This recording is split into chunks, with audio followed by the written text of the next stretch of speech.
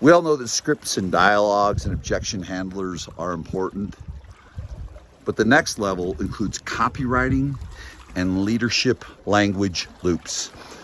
It's John Cheplack, and I want to continue on with messaging around driving productivity with your agents. In an earlier video, what I talked about was this constant drive to get people to do more when they're not even hitting their numbers. The important thing is actually back it down lower, back the expectation down lower, just for a short time frame so that they can have a little bit of a stretch but still get a victory.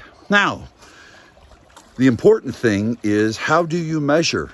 You know, the challenge is that most agents, when they're being held accountable, they feel judged, they feel condemned. And what I want to help you with is some simple language. And this is sophisticated leadership tactics and strategies that are not manipulative. They are now down in the trenches, because remember, we're a group of people now that we don't chase transactions. What we're doing is we're bringing in human beings that do transactions. Well, you can't just bring them in. You've got to bring them in. You've got to develop them. You've got to hold them accountable the right way. And so I want to touch base with you on that. When you hold someone accountable, the number one thing you've got to eliminate, number one word you must eliminate from your vocabulary is why. Why is a word of judgment? Why is a word of judgment? I want you to hold on to the word what. What one thing could you do differently? What would you notice?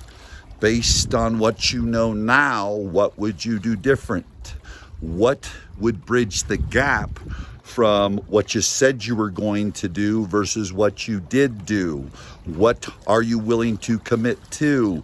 What can we do together and partner to make sure you're able to do that? So here's some simple unpacking of it. And these are the leadership language loops. You give someone information. They make a declaration, a commitment, their commitment, not yours. If you've been going through this pattern with them for a couple of weeks time frame and they're just not hitting, back it down. And sometimes you have to say to people, you know, why don't you do 75% of that number that you keep shooting for or committing to, because it's more than you've ever done, and then we can get you a victory. And so they commit to it. You always have to ask them, though, now, is that your commitment or is it my commitment? Do you own it? Are you willing to be held accountable? And those are the simple leadership language loops that actually take an agent that might be struggling into a top performer.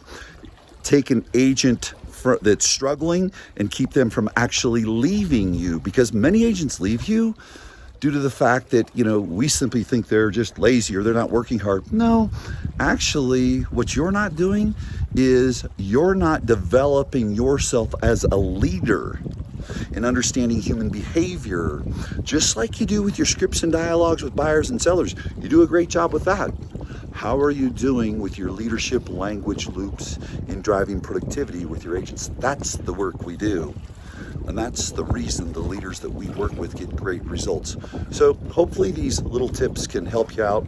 And the nice thing is, as always, they're not just little tips that sound good. They're based on me doing the work and driving a branch office. They did 1,483 transactions in a year in 1998 when the agents weren't being given leads. It's me driving multiple offices, and it's me working with some of the elite. So it's market tested, market proven. This isn't an I am wonderful. I think it's just really important that when you hear these things, know it's from the trenches, know that it works. Hope you found this really, really valuable. Most importantly, I hope that you go a little bit deeper in your leadership language loops.